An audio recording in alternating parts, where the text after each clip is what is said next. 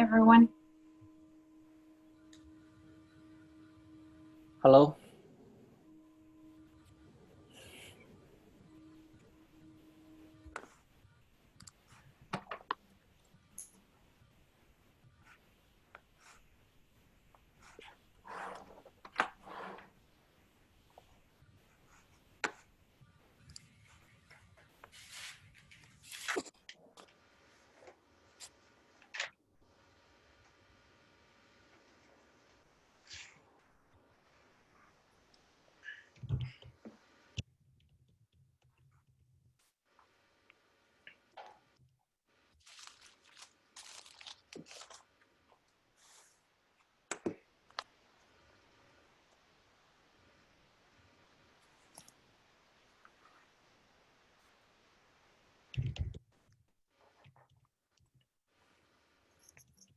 Very nice background, Song Gao.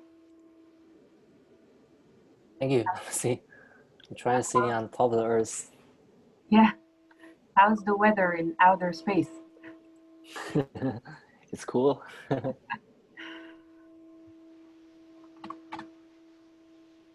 Good morning and maybe afternoon for some of you. Good afternoon. Yeah, waving hands, or afternoon even, some of you.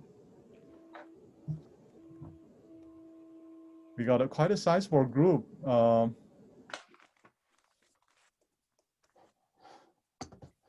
all's well.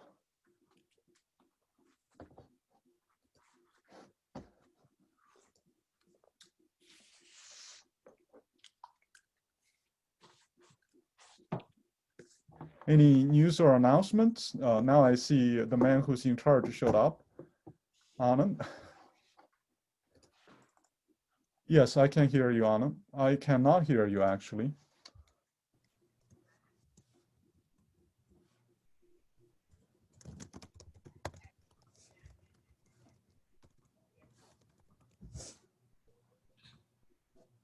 Is this better? Oh, this is perfect. Okay. So I guess, yeah, something happened on my side. I was speaking all the time. I was here a while back and I was speaking and I didn't realize people were not hearing me. So anyway. All right. So you simply enjoyed talking to yourself then. Exactly. I promise we were not ignoring you. Anand. Yeah, I know. I realized when you spoke up, Colleen. So I guess then I realized you were actually then that you are not interrupting me and you guys are not hearing me. And then I was frantically trying to figure out what was the problem. Okay. So I see the recordings turn on, and Anand, given that we have a busy program, you probably want to jump start. Exactly. Yeah. So I think we have a good quorum of people here. One thing I wanted to do was, I guess, we did not have introduction from Dan Goldberg, who was not here last time. So maybe Dan, you can introduce yourself and your project quickly. Sure. Okay. So I'm the only one who wasn't able to. Yes. Yeah. Okay. Sorry about that. Lots of meetings, as everyone has. So I'm Dan Goldberg at Texas A&M. Recently promoted to associate professor. Yeah. Yes. Our project here at A&M, working with my PhD student Jinwoo Park, is on spatial accessibility of scarce resources. Particularly, our use case will be hand sanitizer stations. How to measure it, how to optimize it, all that good stuff. So that's it. Wonderful. That's good. So anything else, any news or things like that we need to discuss before we get started? Okay, if not, I guess I'll get started. There are 3 things today in the program, as I shared. The first will be an introduction to CyberGISX from my side. Then we'll have a talk on WhereCOVID-19 platform that we have created, and Drew will be presenting that. And lastly, I guess we have Song Gao, who will be talking about his project. So that's kind of the agenda for today. Let me share my screen.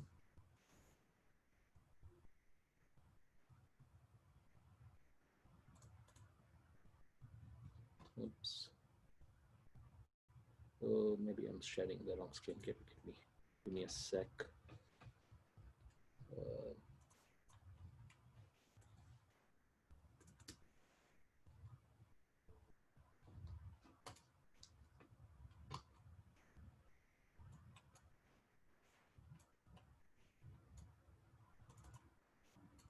Okay.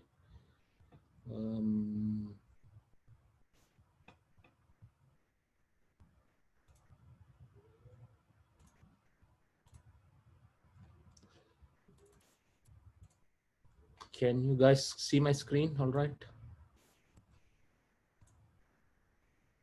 Yep. Okay. So I guess my topic would be today on introducing CyberGISX, essentially as a platform for reproducible geospatial research and education, which is what I guess all of you are doing. So essentially, I'll be introducing to you this platform, giving you an overview, talking briefly about behind the scenes for those who might be interested, and then I think quickly jump into the user interface. What are the things you need to do in terms of registration, and if time permits, we'll do a quick demo. So getting right into it. So CyberGISX, essentially we had this paper which was published like a couple of years back. So this is the reference to that paper, and I'll put a link or my presentation online so you can see this as well. But this paper basically lays out the background of CyberGISX and how it would serve as a platform for reproducible research and education. So CyberGISX is based on Jupyter. Essentially, Jupyter, if you guys do not know it quickly, is a platform for doing codes in small chunks. You can do it online in many programming languages supported, but mainly we are working with Python. But essentially, you can write code as notebooks, and you can easily share them, and you can easily customize them. We'll see examples or in the demo as well. But that's kind of the basic idea of CyberGIS or Jupyter. And CyberGISX essentially presents this as a platform for doing reproducible geospatial computing. So essentially, we have all the geospatial software packages all built into this environment.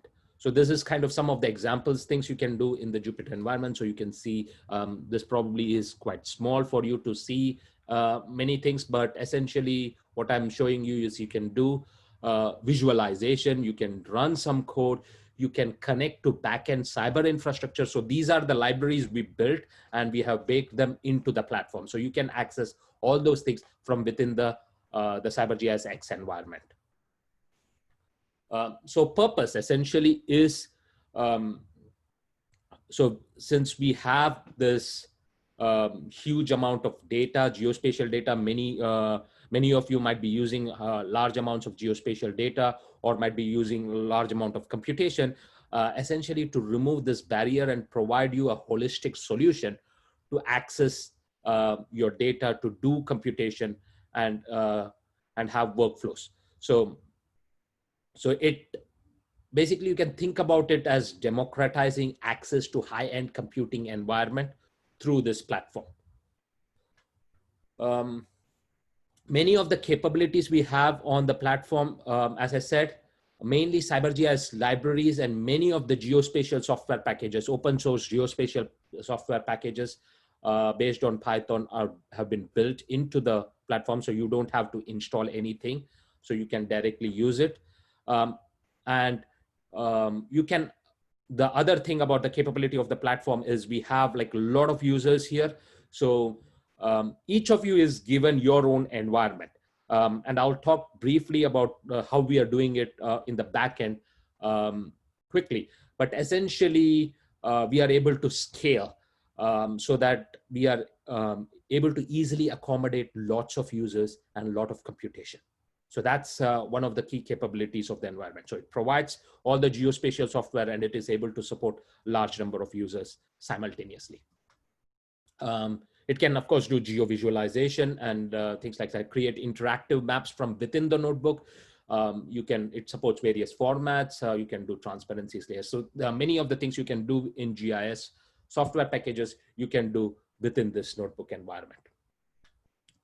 So where can I find this environment? Essentially, you can say this is the URL, and we'll go to a demo shortly in the end. But the URL is CyberGISX.org. That will show you, that's essentially like, you can think about it as a geospatial hub and a community environment that we have, where you can share notebooks, where you can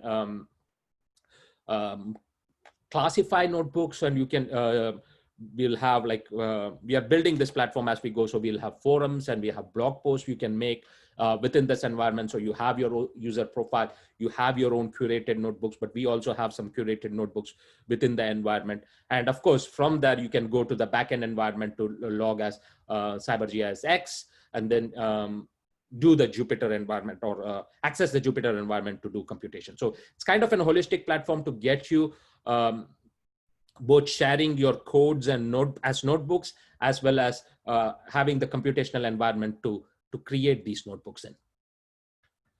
So this is how the login page will look like, and we'll see this quickly. But I just wanted to share with you behind the scenes for people who might be interested. And by no means you do need to know all this, but essentially we are using Docker as a containerization mechanism, and we are using Docker Swarm and Jupyter Hub in order to build this platform. So you can think about this as kind of the architecture and the technologies we are using. So on the left-hand side, I guess, of the screen, you have your notebooks where you will be doing computation, and essentially you will have access to high-end computing environment through the batch system management things that we have in terms of job submission. We are using Docker and Docker Swarm to scale on the cloud environment, and we are providing some kind of data synchronization through shell file systems and things like that. Of course, I had this paper in last year PERCS conference, which talks about the scaling and how we are doing this more in the technical sides of things. So that's where we have, so I've introduced to you the environment and a brief look behind the scenes of what we have done. So the next thing would be to talk about the user interface. But before I go there, I want to stop and see if you have any questions at this point.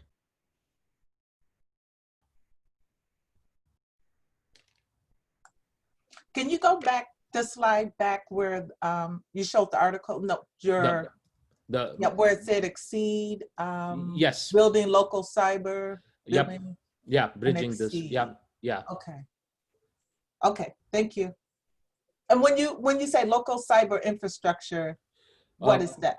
This is like our local environment, the local cluster environment here at Illinois. We call it Virtual Roger. Essentially, that has it is providing right now both HPC cloud environment as well as data intensive computing through like Hadoop. So those kinds of environment, but it is at a smaller scale, not as big as some of the Exceed systems, but it provides all kind of those capabilities.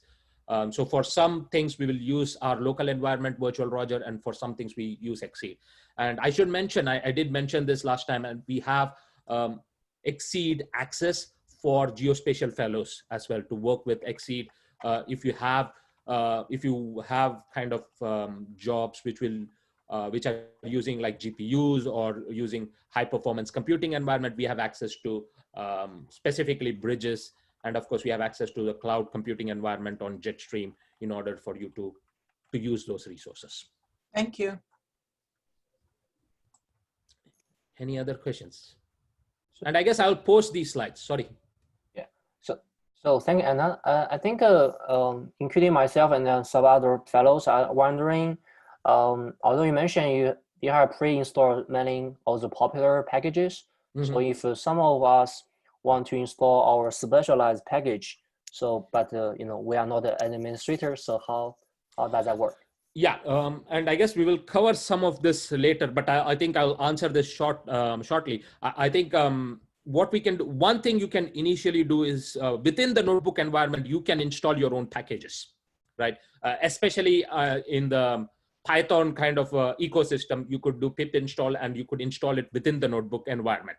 Of course, that would be available only to you and not to everyone else. So what we have is we have a process for you to request. So some of the, if some of the software we don't have, you can request it and we will build it within the image that we are sharing. So then in that case, it would be available to everyone. So we will have a constant release cycle for the CyberGISX packages that will get updated, and then we will push it out. Thank you. And one of the key things, I think this is a very good point, Song, like one of the key things from the fellows is we want to know and get feedback from you on the usability of this environment and how we can make this better. That could be in terms of libraries, that could be in terms of user interface, that could be in terms of like access to backend resources, anything, I guess. So any feedback that you might have in order to improve the environment is highly appreciated and encouraged. This is Danny Block. Just as a fairly new user to all of this, I'd love to learn a little more about the computational notebook environment itself. And I'm having a little tough time sort of finding basic on that. Yes, I think that's a very fair question. And what I'll do is, okay, let me, so there are a couple of things we can do here. Let me create a new window for x.org. So you can all go to cybergisx.org. It's an environment, it's open. And of course, the next few slides were going to be me talking to you about the registration process, and we can go through that as kind of a demo kind of thing as well. So let me make it a little bit bigger. So even if it's not full screen, you guys can see it.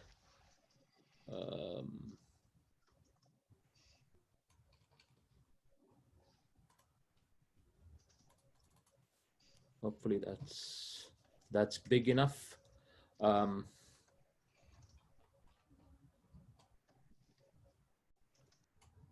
Oops. So there are a couple parts to it. So if you go to CyberGISX, we have a registration here. So you can, so the first time you do this, you have to register, of course. That takes you to this page. You should fill out some information here about your name, your organizational email, which organization you are. The other thing we are using is a GitHub account. That's kind of a specific thing. We are using this as a third-party authentication. We are not creating or storing your username and password with us. So if you have a GitHub account, you can use that directly. If not, I guess you can create a GitHub account and then put that information here. It's, I guess, github.com, and then you can create an account, and that process is easy. And I believe if you go to our FAQ also, we have frequently asked questions on our website that would also explain to you about the process. So Daniel, if you have some questions about the very basics, you can go to Get Started and the FAQs, and that would help you as well. And then for this purpose of using CyberGISX, you have a short abstract. In your case, you can use your abstract and you can just say you are a CyberGISX fellow or the Geospatial software fellow, and that should be sufficient. So once you do that, of course, you will get an email to verify your email. Just click the link and it gets you approved. So once you get you'll get something like this in your email. Hopefully it doesn't go in spam. We have tried our best to make sure it doesn't, but just in case, do check that, verify the link, and then that would give you that would follow up with you with another email saying, hey, this is some of the details about your account. Once you have done that, you can go back and then you can use this login button here. Of course, in this case, this will ask you to log in and then authenticate yourself. So I'm not this, so I'll say no, because I clicked the link. So this would authenticate me as a different user. So, okay, so it asks you to authorize this. So this is using a GitHub authentication. So you have to authorize him and then put your GitHub user ID and password. Okay, and then that should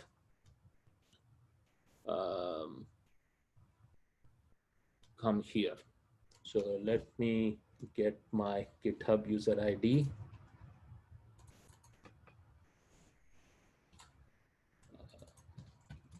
So I think I'm here. So this is fine. Put my password here. It will authenticate. So it says, oh, so he has, so I'm not added to the system yet. So I need to be added. But essentially, this account of mine has not been added. But essentially, once that's added, it should get access to the system. Once you log in, you will go here. And this will log you in. So I have access to the Jupyter Hub system, the new system which was created.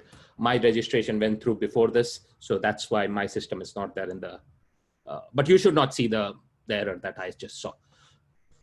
So you get login and of course you can edit your profile page after that. Once you log in, you will be able to see your profile page. You can edit that and I guess you can use, this is kind of a permanent link to your profile page, as well as, I guess, there is a mechanism for here to report the problem. So,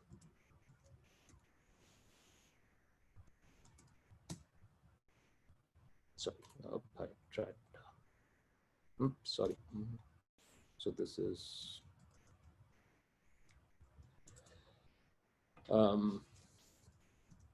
yeah. So in contact problems report, I guess you have a report problems where you can specify what kind of things you are having problems with. This is for a new library request, also song requested, that's there here. You can say website enhancement, you are having problems with your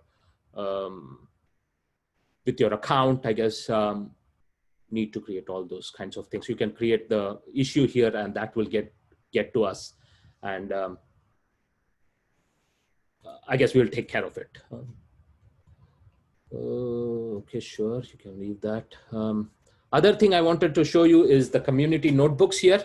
So we have a bunch of community notebooks which are available in the environment. So these are all the notebooks we have already curated. So this is kind of some getting started kind of notebooks like Dan, you were asking, Daniel, I guess. So this is kind of the quick start notebook, which will tell you all about the notebook environment. This is like simple IPython environment. So you can use, so it will have some videos as well. And you can start this. So you can just say, hey, launch with CyberGISX, and it will open it with CyberGISX directly. So you have the notebook now with the code and you can run it. So that's kind of the advantage of the notebook. So this is kind of the getting started notebook. Of course, this is very simple. But if you don't know the Jupyter environment at all, this will talk to you about, I guess, give you the basics about how to use this environment and basics of Jupyter. And of course, we have many other getting started with like Python, if you are new to Python, or developing it in Jupyter environment. And of course, we have more geospatial examples in terms of analytics, visualization, etc., and applications as well. The idea here is once you have developed notebooks of your own, we would also showcase your notebooks here, and your notebooks can also be listed on your profile page. We are constantly improving this environment. And this website, the CyberGISX, like the geospatial hub part of it, but the notebook development environment, that is more or less quite well developed and functional. So I think I took more time than allocated, but I guess this is important. So any questions or comments?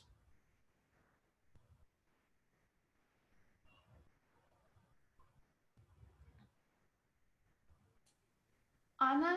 Yes. Somebody asked a question like, what is the server that supports CyberGISX? Can you repeat that? What is the? What is the server that supports CyberGISX? Is it AWS? No, it's not AWS. It's a virtual Roger. So it's kind of, as I said, our local environment. So we are hosting CyberGISX within our virtual local environment. Of course, we also have access to Jetstream, and when needed, we can scale out to Jetstream. But that's kind of the primary access. So the front-end environment you saw primarily through the Jupyter Notebook, as Anand mentioned, the backend is really a hybrid environment, starting from the local cyber infrastructure resource, which is referred to be virtual Roger, includes high performance computing, cloud computing, and big data computing, these computing modalities. But another powerful, unique aspect of this environment is it has the capability to scale to national cyber infrastructure resources, primarily supported by the National Science Foundation. Anand mentioned the Jetstream, which is a national cloud computing resource, and the Bridges, which is a national high-performance computing resource at the Pittsburgh Supercomputing Center focused on GPU computing. So for some of the Illinois folks who are getting used to these terms, perhaps when these terms were brought up, it's a bit difficult for you to relate, but you could think of these terms as names of high-end computing resources, primarily NSF-supported computing resources, but the root of the hosting environment is at Illinois, done through local cyber infrastructure resource referred to be as a virtual Roger, and the virtual Roger was established through an NSF Major Research Instrumentation Grant several years ago, now sustained to be a campus cyber infrastructure resource. Thank you, Sharon, for that classification. Yes. So this is a window to some tremendous computing data power. Acting as a website, but its website only is a tip of iceberg from the massive computing power and data resources behind the curtain.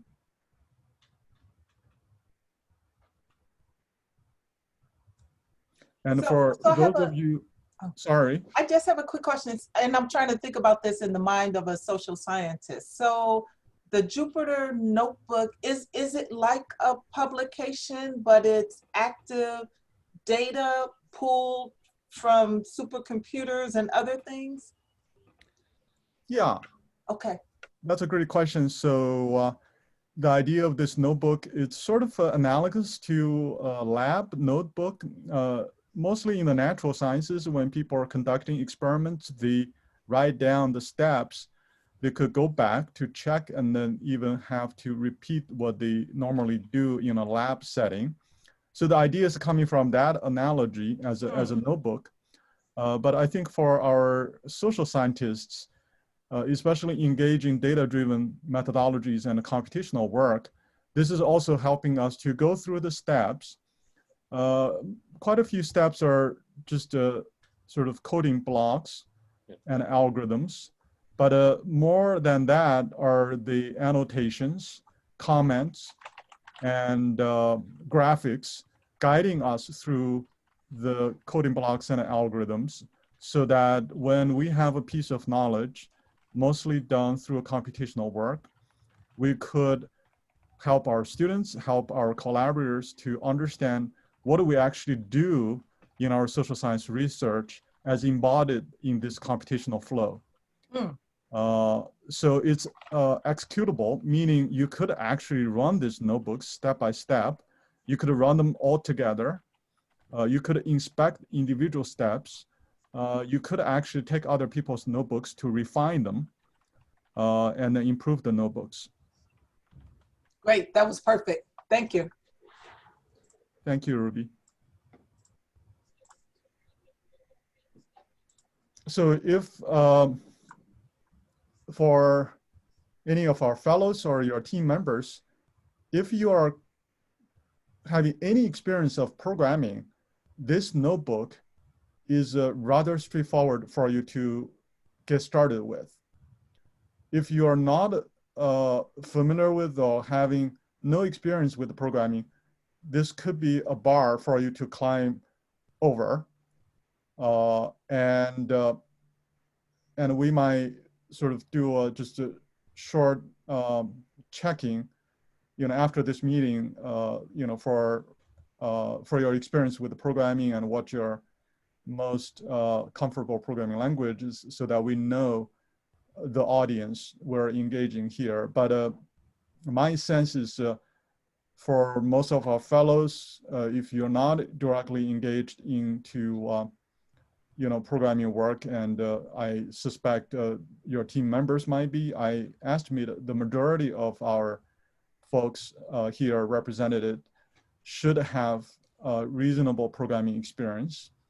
If that's the case, this environment should not be hard to get started with.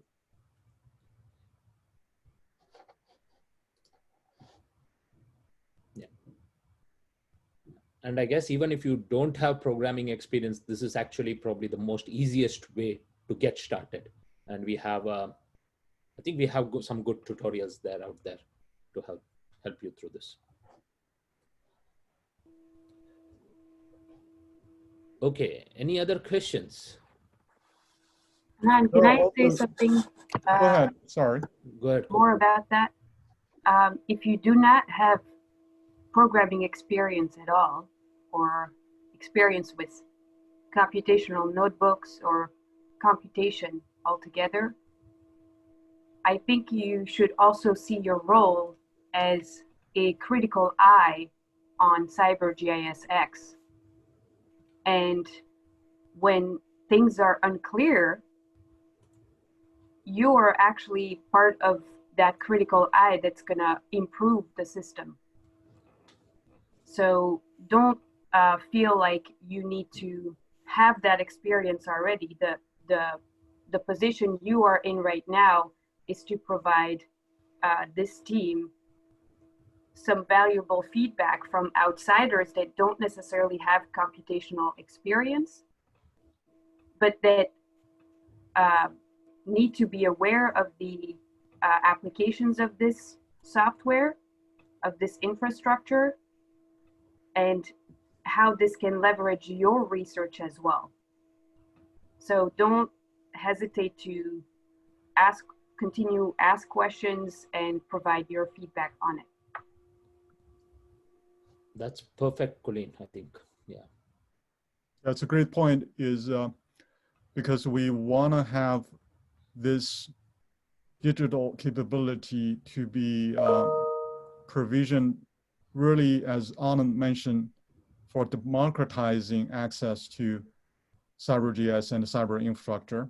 What that means is everyone should not be left behind, and especially for social scientists to be able to take advantage of this environment. There absolutely room for improvement, making the bars as low as possible. And also then the feedback Colleen mentioned imply innovation. As we work together, there could be ways of simplifying and conceptualizing this environment for different social science research problems and applications.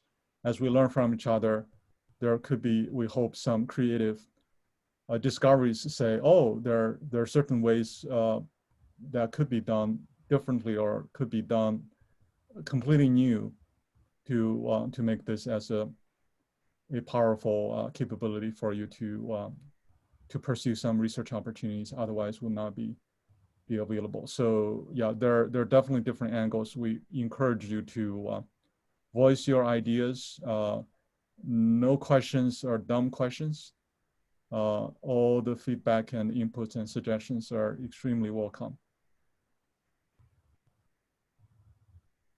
I already saw some really good discussions are happening simultaneously as we're talking here in the chat box.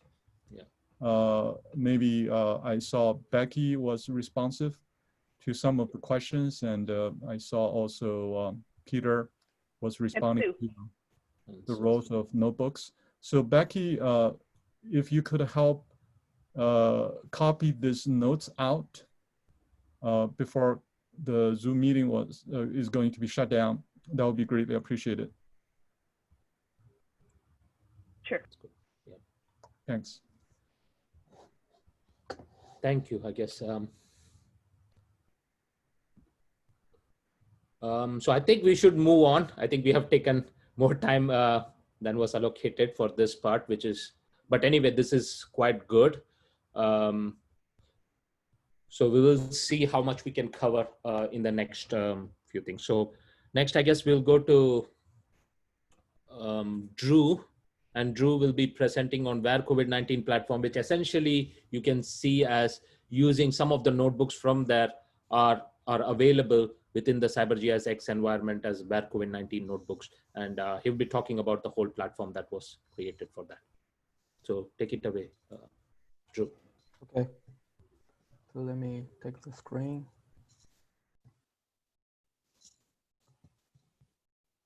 Let me move this bar a little bit.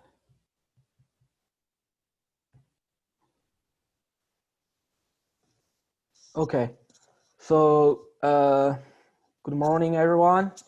My name is Drew Lee. I'm a research developer at the CyberGIS Center. Today, I would like to give a brief introduction to the WhereCOVID-19 platform. These are the people working on this project with me. You can see this is a pretty sizable project team.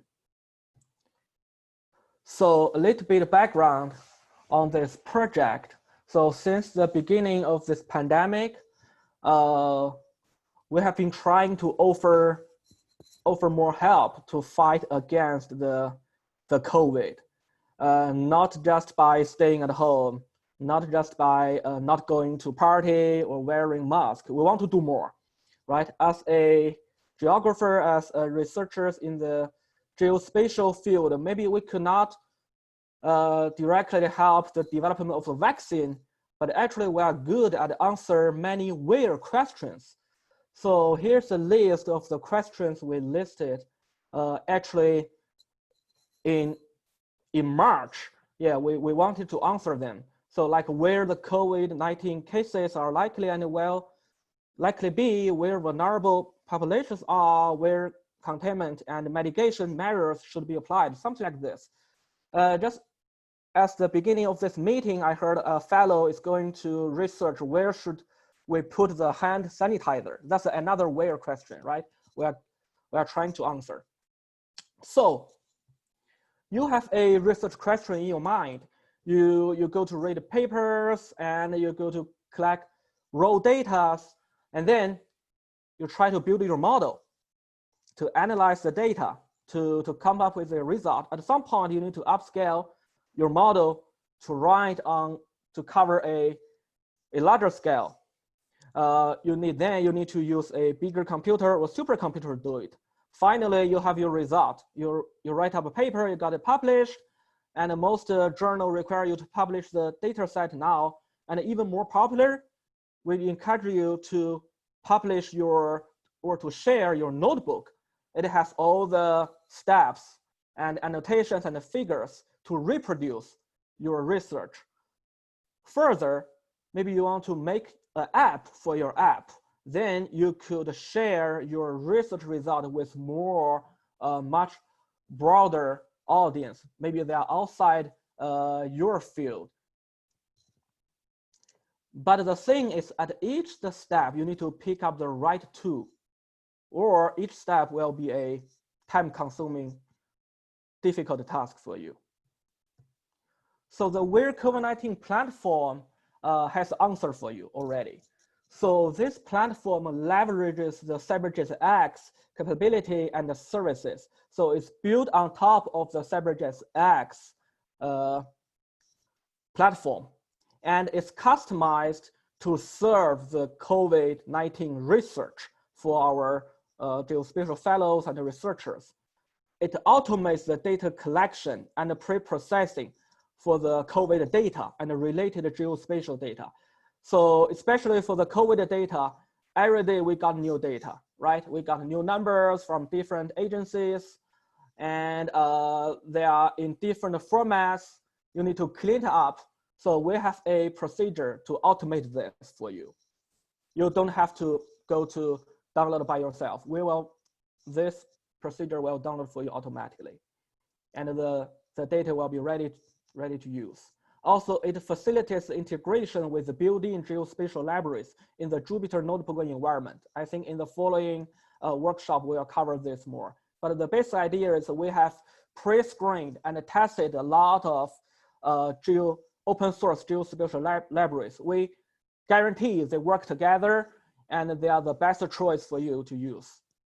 And also it streamlines the access to advanced cyber infrastructure resources like the Exceed HPC or the Virtual Roger HPC or the GPU if you need to do machine learning stuff. Also, it enables the sharing of research outcomes, not just the final outcomes like app or notebook or paper or data. It also enables sharing of the intermediate outcomes. Okay, you have a data clean up you want to share with other groups so they can work with you. You can do it here. Also, definitely it supports the collaborative research. That's the goal. So a little bit more into the architecture. So at the bottom, we have the cyber infrastructure as our foundation. We have CyberGIS, cyber infrastructure here at the UIUC, the Virtual Roger. We have national cyber infrastructure like the Exceed resources on top of it. So the CyberGISX project has developed a collection of middlewares, services, including the Jupyter environment to harmonize this cyber infrastructure. So you don't have to be a computer expert to use those cyber infrastructure. You can just use our middleware, our service. Most of the case, you just need to call a function in your code or change a parameter. So you can change from using a HPC here to another HPC somewhere else. I think, yeah, the following talk will cover this in the future. On top of this middleware and services, for this specific COVID-19 research, we built a COVID-19 data service. This is responsible for collecting the data and cleaning it for you. And the data can be used by the app to show the numbers, to do some reporting. Also, the data collected here and cleaned here can be used by your specific research, and you can use it in your notebook to do your own research. And then the outcome can be represented in the WhereCOVID-19 apps. So this slide is about the apps. So our vision on the WhereCOVID-19 apps is we put the apps into two big categories. So one is a common app. So it's like the audience is includes both the researchers and maybe the people, ordinary people outside of the academia. So they can use the common app to gather the latest information about the pandemic. They want the numbers, right? How many new cases in my city or around me, something like this. So we call this common apps. And also we have some research-driven, research-focused app. So now we have 3 apps in addition to the common app published already. So one is a spatial access app. So it analyzes the spatial accessibility against the healthcare resources. Also, we have the Vulnerability Explorer app. So when you when you look closer at the COVID data with the social economic data, this app could help you identify the vulnerable groups of people. And also we have a weird testing app. Actually, it's a pure mobile app. It helps you to find the right time to go to the testing site. You can get in, get out very fast to avoid the crowd. Okay, so here's a link to the main app, or say to this Space-Time Explorer app. But in the left upper corner, there's a button. If you click that, it redirects you to the other apps. This list is growing. We are adding more apps into this list. So let's take a closer look at the Space-Time Explorer app. So the design of this app is to make it simple to use for both researchers and the ordinary people, maybe outside of academia. So this app is to give you the latest information. It shows the information from different sources. We have local sources from Illinois, and the information for covering the whole US, and the information covering the whole world. So we have the map. You can visualize different variables on the map, and we report the data. You can break down the data into states, counties, or countries. And if you want more specific data, you can click a point on the map. We will show you the plot. It shows all the historical data. And also we have a layer control. You can easily switch between different layers, different variables. And we have time slider bar. It supports a full animation back to the first day of the pandemic till now. And also this app works in the mobile on your phone directly. So here's a link. I'm sorry, can I ask a question? Yeah, sure. So it's, I mean, this is amazing. So it's an app on the phone, but you can also use it on your desktop. Is that right? Yes, yes. Okay. And have people used it to tell a story about COVID-19, or like to report to CDC? Like what have ordinary people kind of used it for? I think I will cover some of the questions in the following slides. Okay, thank you. Okay. All right. So so the Space-Time Explorer app, it has gone through 2 major versions of development. Now, what you are saying is the version 2. So the version 2 is 100% based on the open source software and technologies. So front end is using Leaflet. You are familiar with the GIS mapping technology. And underneath, we use a lot of other geospatial libraries to do the pre-processing, to prepare the data, to build up the pipeline. Also, this app is customizable. So you can add new feature into it. You can add new map, new data source into it. And also you can remove some from it. So like this one, we have a customized version, and we show it in the building hall of our college to provide the latest information to the faculty and the students. Also, as a reminder to the freshmen, it's not a good time to go to party, right? We are still in the pandemic. Also, like this, I think this answers some of the question Ruby just raised. So if you are interested in a particular area and a number, or on a particular day, okay, so the app can generate a link with you. Then you can share this link with your colleague, with your friend. And when they open this link, they will directly go to the same page, the same view as you saw. So then you can tell your story with this map, with this link. Okay, so the data sources. There are a lot of data sources out there. So this app currently is using data from 3 sources. This decision was made actually in March. At that time, there were not a lot of data sources. Also, some data sources were not completed. That's why we end up using these three data sources. So the UIUC is the largest public university here, so we have the duty to serve our local state. That's why we use the data from Illinois Department of Public Health data to report our local situation. Also, we have the data from New York Times to report the data for the whole state, for all the counties all over the US. Also, we have the WHO data to report the situation covering the whole world.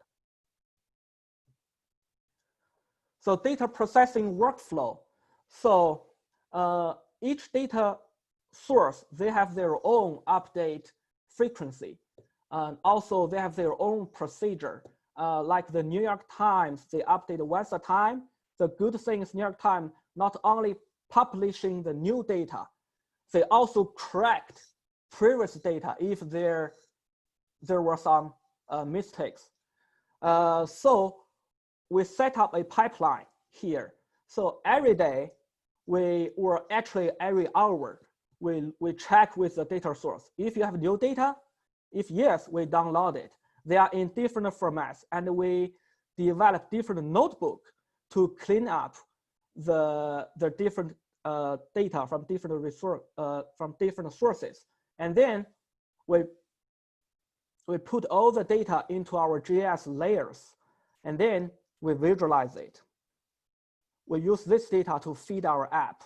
So the raw data as well as the processed data, they are also available to be used in the other apps. Also, they are ready to be used in your research.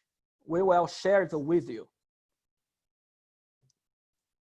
Okay, so we have been running this project since March, so it's about half year already. So now we are building a WhereCOVID-19 app ecosystem. So around this space-time explorer app, we have the space access app, we have Where testing app, we have vulnerability explorer app. I think we have in the following workshop, we'll cover each of them individually. And now we have a new app that's coming. We'll be doing the space optimization on the testing sites, trying to optimize the location of the testing sites. So we look forward to seeing your app here. So if you want to share your research in a different way, you want to make an app, talk to me, talk to us. We would like to help with you. We'd like to help you to build your app, to host your app. Okay. So back to the data. So now the CyberGISX, or the WhereCOVID-19 platform, is collecting the latest COVID-19 data from 3 sources. So for the Illinois one, we have the latest data for case, deaths, and testing time series for the whole Illinois counties. And for New York Times, we have the cases and the deaths time series data for the whole US counties and the states. And for WHO, we have the data for all the WHO member countries. And the raw data and the processed data are put in a shared folder in the CyberGISX Jupyter environment. Also, you may need some special data for your specific research. So if you need dynamic or big data, it's hard for you to download or to store by yourself, just put in a ticket, put in a request here. We are happy to download it and retrieve it for you. Also, if you have some of your data you want to share with other fellows, put in a ticket. We're happy to put it into the same shared folder so other fellows can access your data. Okay, here are the funding support this research, and the institution give us great help. Thank you. Any comments, questions?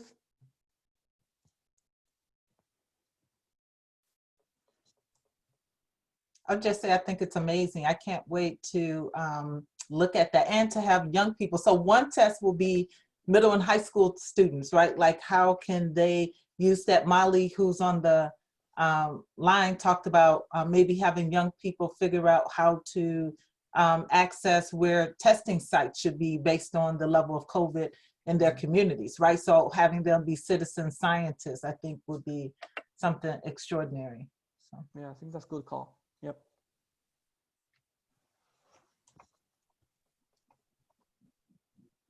How long I took?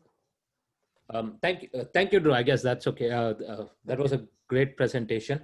I want to emphasize, I think what we are seeing here is, like, as Drew said, it's a lot of teamwork to build this. But of course, the reason for sharing it here, as Drew was saying, is you could have your apps here. So, and it is a connected environment. And the reason we had the CyberGISX introduced and this one introduced, it's not like two different things in some sense. The CyberGISX is where the notebooks were developed and the notebooks associated with the WhereCOVID-19 projects are running. But we also have this app environment where you can share this result more broadly, more publicly, if you want to use it that way. So I think you have access to both these environments, and we wanted to make you aware of it. So I think this is a lot of information you have had today. So of course, if you have questions, let us know. And you have the ticket mechanism that's already open. You can submit ticket request, and that is available, and we'll try to respond to you as soon as we can. So any questions?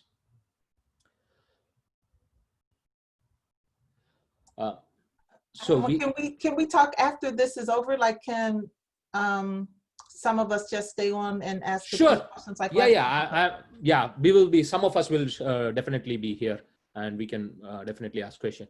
I think the next we were going to do was Songaw's presentation, but seeing that we are close to 12, I don't want to push Songaw to do his presentation like in a very rapid fashion. So we will start off with Songaw's presentation next time.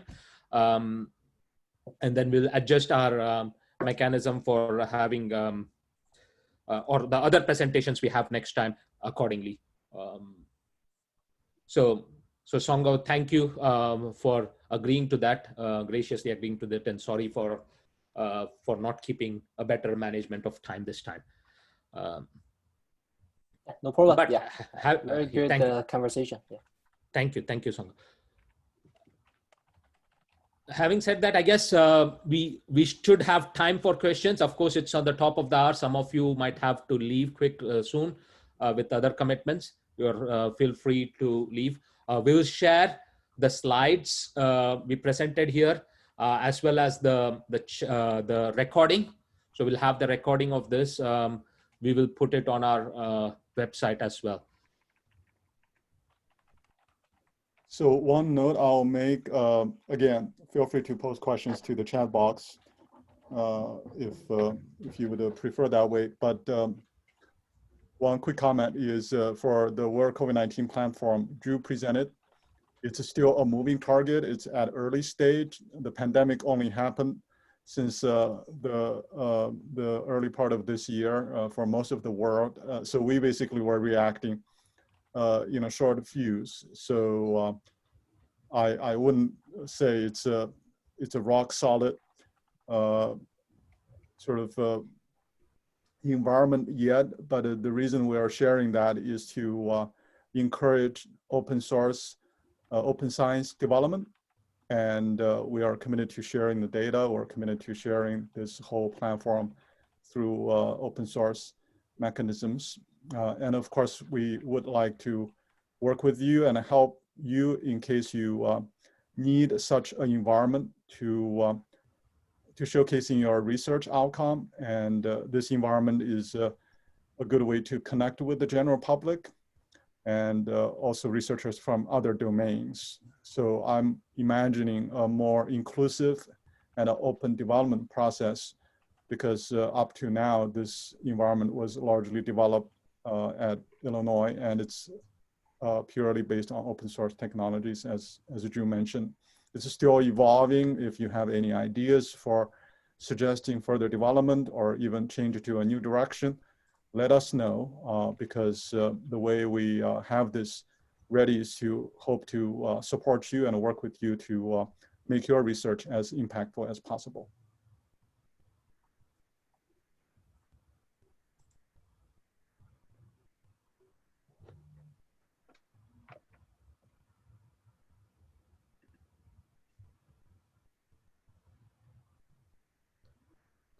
Any questions, comments, I guess? Thank you, Shoaib.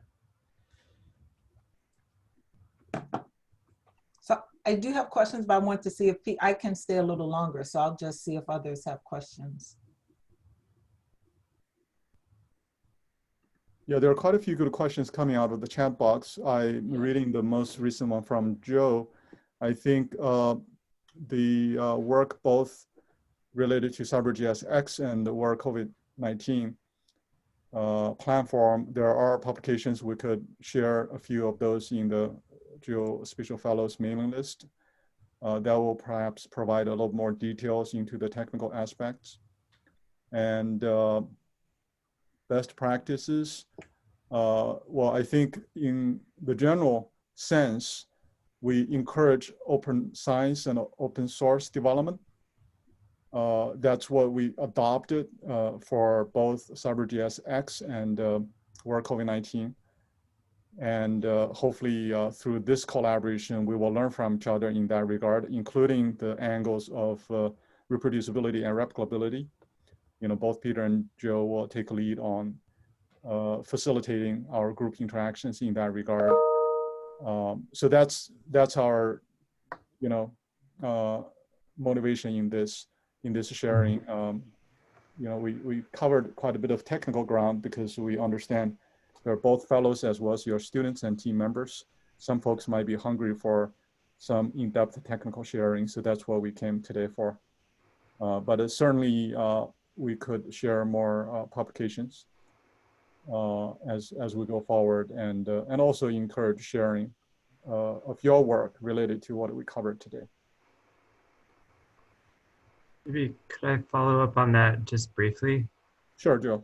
As we are starting our projects with this fellowship, I wondered, in a scenario where you have a research lab with several assistants and you're all working on one project together, is it recommended to create a single account that is accessing the CyberGISX, or would you want to make a GitHub organization that accesses it, or I don't know, just something along those lines? Should each individual research assistant sign up for an account with CyberGISX? I guess that's a good question.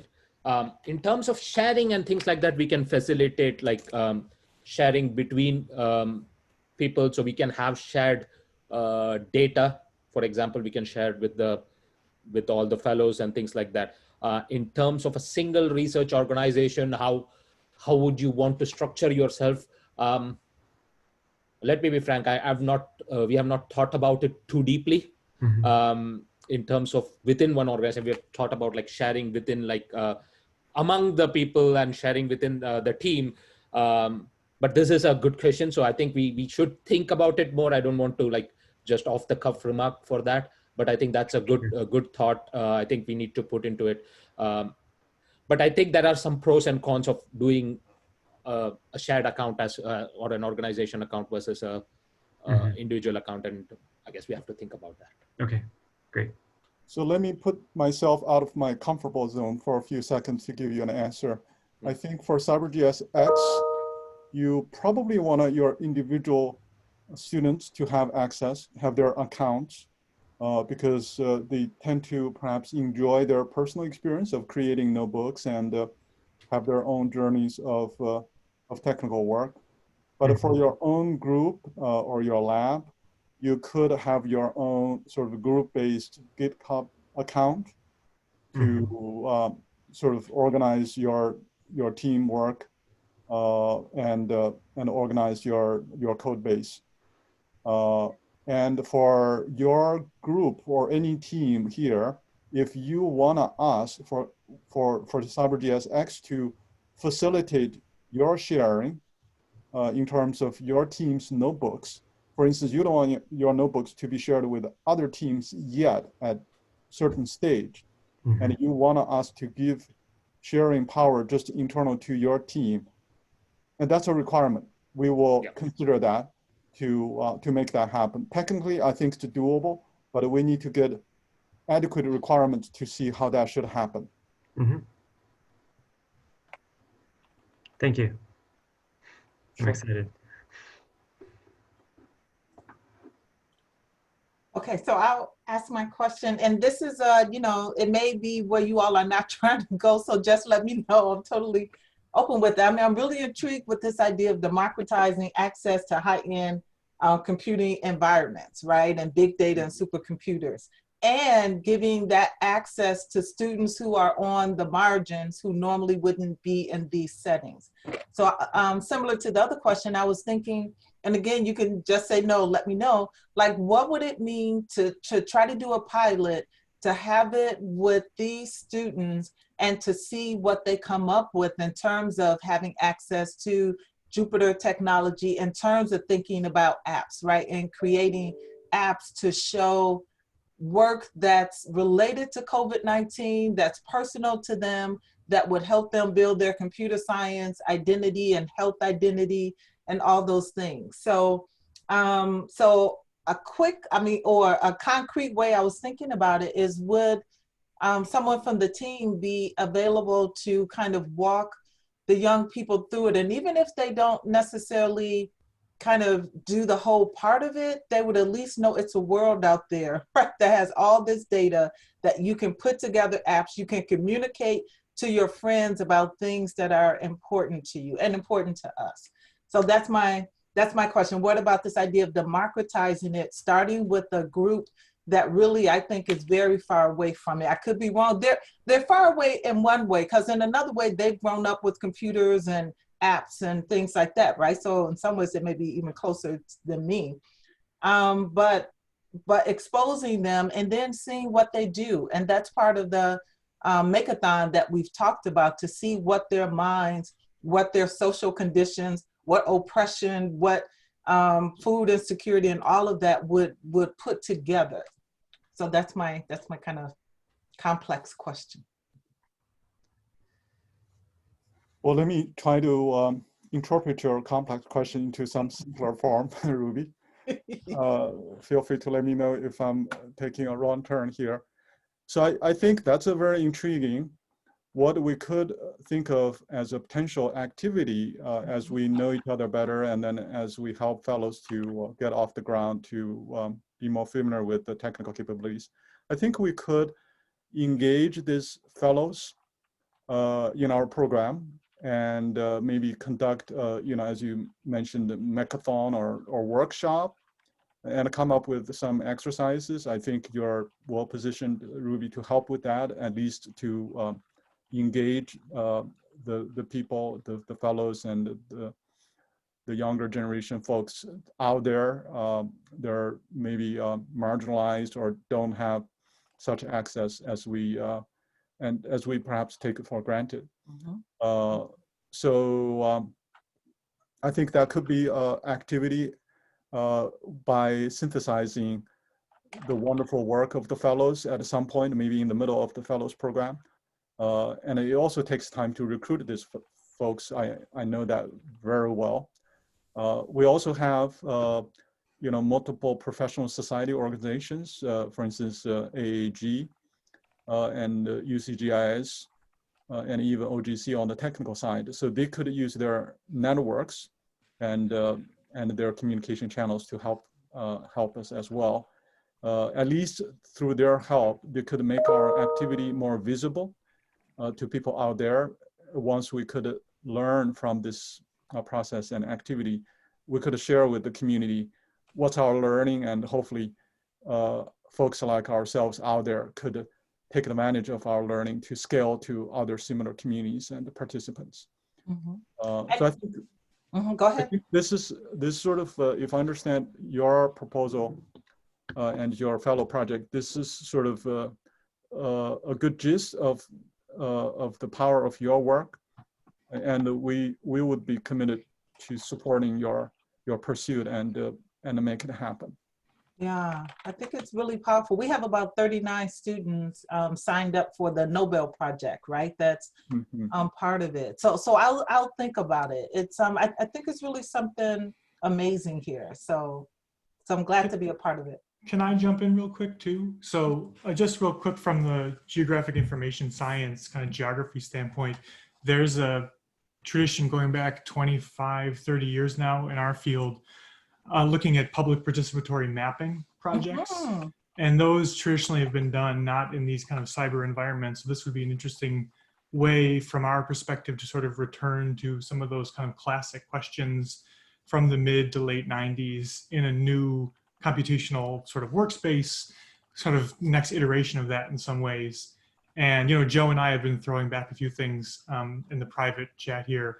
And Joe's done some similar work in his own classes using base maps from, I think, different African countries to try to create not apps per se, but like little algorithms that people can use in different contexts to try to, I mean, Joe can speak to this better than I can, to basically try to contribute to those areas in an open science kind of way. So there is some sort of legs here already in some of the other work that's been going on. And I mean, I'm sure I speak for Joe, I suppose, but I think we're both happy to help with that. And also, I mean, there's a bunch of geographers on here who are all familiar with that PPGIS literature, to be sure, as well as the infrastructure stuff. So there's lots of opportunities there, I guess, is the only thing I would say, just to reinforce Shawen's technical points. Yeah, that's great and wonderful to hear. I wonder if we could create like a folder with articles, because I'd love to read some of that previous work. And then I should tell others, right? I talked to Shawen about this, but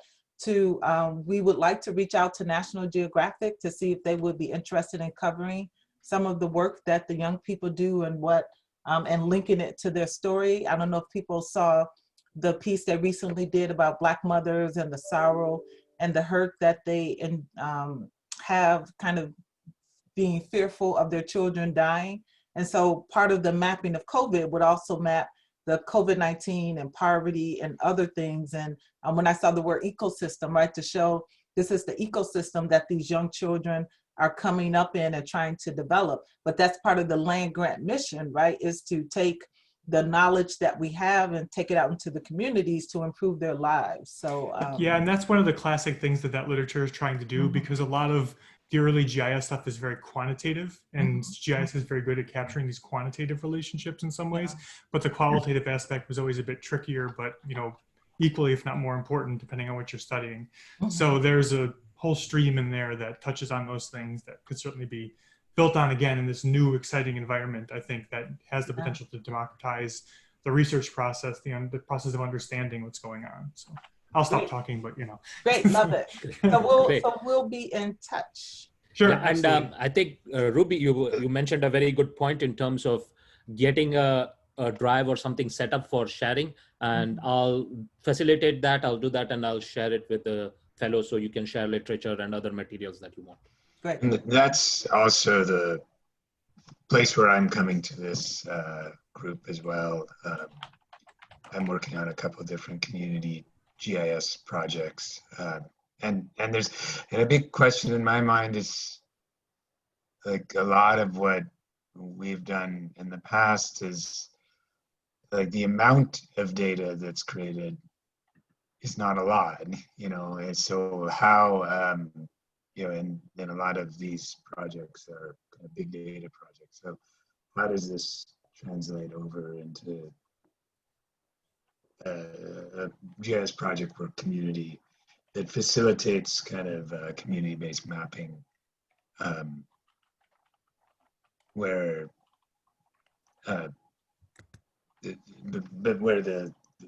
but still uses the kind of power of this format. Yeah, I think for being familiar with a lot of that participatory GIS literature, it often stays in the qualitative realm or ends up making some base maps where the analysis is visual interpretation of the map. And I think the extra power that you're getting by being involved with this program is doing some data-driven analysis too. like you can access those COVID rates, you can access locations of health facilities and do, you know, time driving distance analyses away from those and things like that, and start putting a more like analytical spin on the data that's been created by your community groups or participants. And to that point, is there a list of questions or variables like that, right? Like the COVID rates, the health facilities, the time that it takes to travel, like again, kind of thinking about creating both this quantitative and qualitative story that's really rich and informative.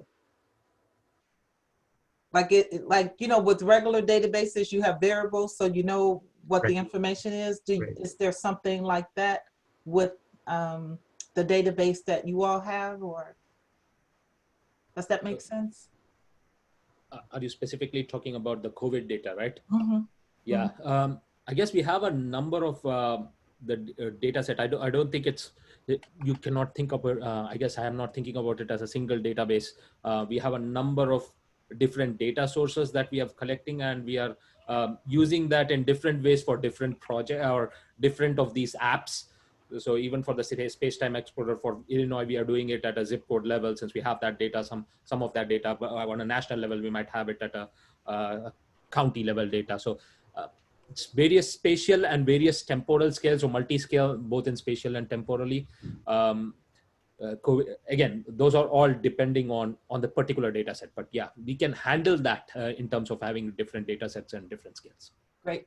Thank you. And then I'm gonna stop. So, but just one, do you also have it at the block level or just the zip code level, which is good? For Illinois, I think we have it at the zip code level, basically the IDPH data that we have. But again, if you, so the thing is like, is what data we have is not like the final. If you know of different data sources, you think, hey, might be good to include, we can build it in. And the other thing, the advantage or the strengths we have is we have a pipeline set up. So every day when New York Times releases it or IDPH releases it, things are automatically updated and the maps is automatically updated. Those kinds of things we have the infrastructure, and we have the ways of doing that. And of course, it doesn't need to be all big data, to Daniel's point, in terms of, hey, we are not looking for things like everything needs to be big data. That's not really the case. Small data sometimes has powerful enough information, and the Jupyter environment, you can, even with small data, you can do some analysis. You might not use all the tools available there, but that's perfectly fine. You can create some good maps and some good analysis, even using small data. Yeah, Ruby. I'm sorry, I don't think they would release COVID case data at like the block level, just because of privacy reasons. Okay. Yeah, I was just going to say, Ruby, it probably depends on whether you want to make a square or a rectangle, right? Like most data is rectangular, where you've got your cases and your variables going like this. But if you want to do like cool social network stuff, you're making squares, where it's like person, you start looking at interactions and stuff like that. And it's harder to make squares and this kind of thing, but it's probably easy to make rectangles because you can just pull data from a bunch of different places, you know, and then stack them through time or whatever. But I think Anand and Shawan have really built the environment to like make those things pretty easily. I can't speak to the squares on Anand, but I'm sure you can handle those too. It's much more complicated for the squares, but due to the data sizes. But yeah, we can handle some. Cool. Thank you. No more for me. Thank you. But it's very good to have this discussion. I really appreciate it. Yeah, this is telling me that we are onto something really cool and special, because we want to hang out with each other, and the meeting time we scheduled is clearly too short. We'll consider this going forward. Thank you all very much. I would have to sign off, and next time hopefully we'll bring back not only square and circle, but also hexagon and other digital shapes. That's too complicated data structure for me, Shawan. I can't picture that one. I can do squares. That's about my extent. That's what their apps are using, hexagons. You got to get on board, Peter. Yeah, that's right. They cover space better. Yeah. It's the ideal tessellation. I don't want to just turn off the Zoom meeting by my departure, so feel free to continue. But I do recognize you're all very busy folks. So greatly appreciate the conversation, and yeah, look forward to more fun next week. Thanks, Sean. Yeah, thanks a lot. Bye for now. Okay. Any other questions to discuss, or? Okay, so. No, great to just see Ruby, you. let us know if we can help you out more than anything, I suppose. So. Yeah. Yes, no, we will. Yes, yes. Yes. I have big ideas. And again, even if we can't achieve them, just kind of thinking about them, I Sure. think could be very transformative. So Yeah. Yeah, Joe and I have done a bunch of this kind of stuff. Joe in particular, who's done a ton of this kind of participatory research in a bunch of different spatial contexts. So yeah, feel free. great. Yeah, I'd love for you to help us with the Make-a-thon. We're planning to be a part of it, and November's coming up fairly soon. So I'll Cool. be Cool. Yeah. And Thanks, Peter, guys. Peter, Oh. I was going to ask you anyway privately. Like, would you be interested in doing the a presentation on the reproducibility and replicability in one of these calls, like the 4th week, maybe like 2 weeks from Yeah, today? sure, of course. Yeah, Joe and I reached out to Shawan about that, so that's totally Okay. fine. Yeah, just so I send think us the date and we can get something together. Yeah, I think it's 2 weeks from now. I'll send you the. Yeah. Okay. Yeah. We can let me know what you're looking for in particular, and we can tailor. So. Okay. Sounds good. Okay. Cool. Thank you. Thanks, guys. Bye-bye. We'll talk to y'all soon. Bye, Good job, Drew. Bye-bye.